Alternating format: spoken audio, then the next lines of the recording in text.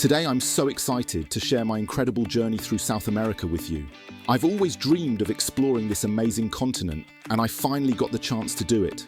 From the tango-filled streets of Buenos Aires, to the breathtaking peaks of the Andes, from the ancient Inca ruins to the vibrant street art of Bogotá. I set out on an epic 7,000-kilometer odyssey through some of the most fascinating countries in the world. Get ready for a whirlwind of culture, history, nature, and mouth-watering cuisine that will leave you craving more. Argentina. I started my trip in Buenos Aires, and let me tell you, this city is electric. The energy, the passion, the food, it's all incredible. I danced tango with the locals, ate the most amazing steak of my life at Parrilla Don Julio, and even got some cooking tips from the legendary chef Francis Malman. During my time there, I had the pleasure of striking up a conversation with a local tango dancer at a milonga. As we danced the night away, he shared stories of his family's long-standing connection to the dance and how it's deeply woven into the fabric of Argentine culture. I stayed at this cute boutique hotel right in the heart of the city, which was perfect for exploring. The friendly staff provided excellent recommendations for exploring the city's hidden gems, and I even got to try some delicious Argentine empanadas at a local bakery they suggested. Leaving the bustling capital behind, I hopped on a long-distance bus heading north, which took about 18 hours. As we traversed the vast Pampas plains, a lush green carpet dotted with grazing cattle and endless fields of soy stretched out before me. It was a glimpse into Argentina's rich agricultural heritage, reminiscent of my road trips through the Great Plains back home, but with a distinct South American twist. After an enchanting overnight stay near the majestic Iguazu Falls, where I marveled at the sheer power and beauty of the cascading waters, I found myself in the charming colonial city of Salta. A short 2-hour flight from Iguazu brought me to this Andean gem. Nestled in the foothills of the Andes, Salta captured my heart with its vibrant streets and Spanish architecture. I couldn't resist trying the local specialty, empanadas salteñas, bursting with flavorful fillings like spicy beef and sweet corn. Bolivia. Next up, Bolivia. I took an overnight bus from Salta, crossing the border after a 10-hour journey. The landscapes here are out of this world. I felt like I was on another planet with the colorful lagoons, salt flats, and ancient volcanoes. The altitude in the Andes was no joke though. While trekking through the Andes en route to La Paz, I encountered unexpected challenges due to the high altitude. Battling altitude sickness, I found solace in the camaraderie of my fellow travelers and the unwavering support of our knowledgeable guide, whose reassuring words and expert guidance helped me push through to reach our destination after a grueling 8-hour hike. In La Paz, I had the incredible opportunity to participate in a traditional Aymara ceremony led by a local shaman. As we gathered around a sacred fire, he performed ancient rituals passed down through generations, offering insights into the spiritual beliefs and customs of Bolivia's indigenous communities. I stayed at a cozy hostel with the most stunning views of the city. The communal areas provided a great opportunity to connect with fellow travelers and exchange stories and tips. My Bolivian adventure reached new heights at Lake Titicaca, the birthplace of Inca civilization. A scenic 4-hour bus ride from La Paz brought me to Copacabana, a charming town on the shores of the lake. I took a boat out to the famous floating islands, where indigenous communities have built entire villages using only totora reeds. As I stepped onto the spongy man-made islands, I couldn't help but reflect on the ingenuity and resilience of the Aymara and Quechua peoples, who have called this region home for millennia.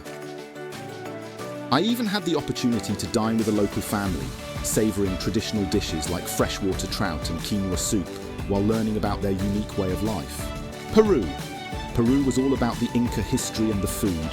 From Lake Titicaca, I crossed the border into Peru, taking a 6-hour bus to Cusco, the ancient capital of the Inca Empire.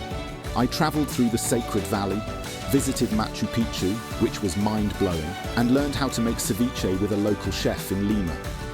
One of the highlights of my journey through Peru was learning to prepare ceviche alongside a talented local chef in Lima. As we carefully selected the freshest seafood and vibrant ingredients at the local market, he shared the secrets behind this iconic Peruvian dish.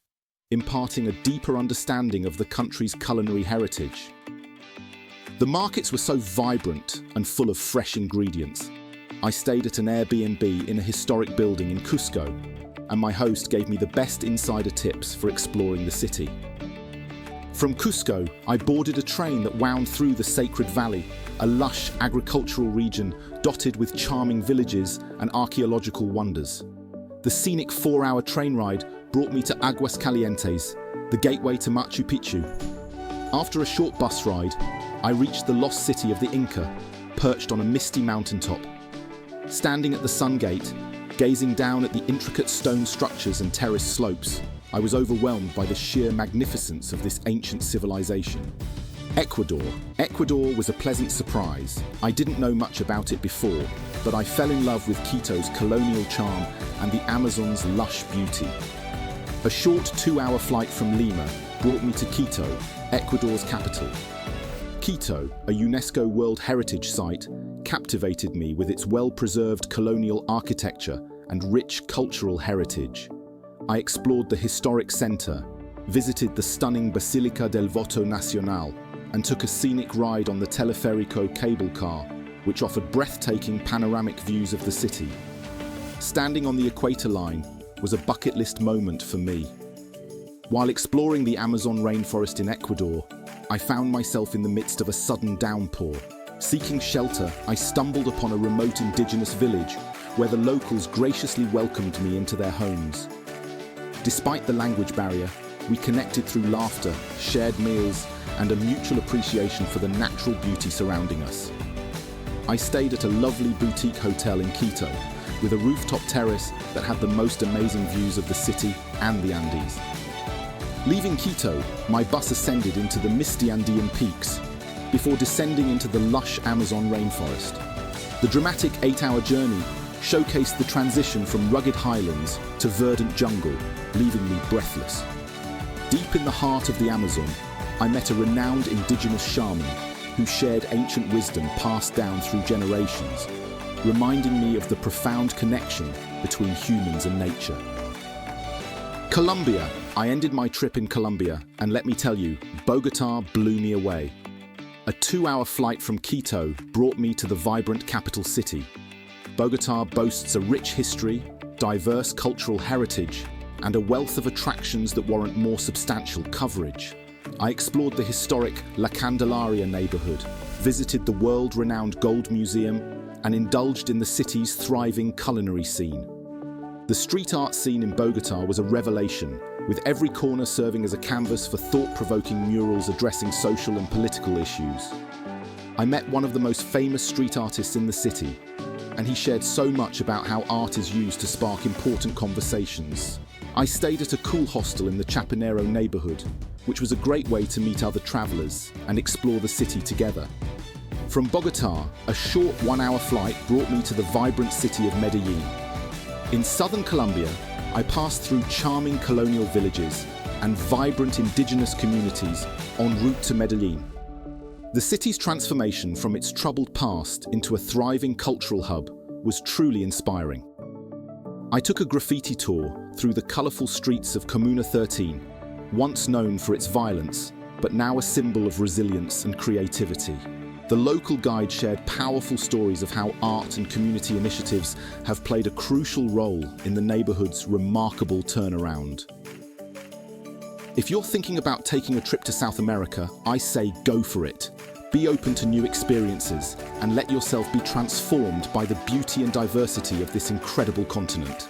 Thanks for following along on my adventure. Until next time, keep exploring, keep learning, and keep growing.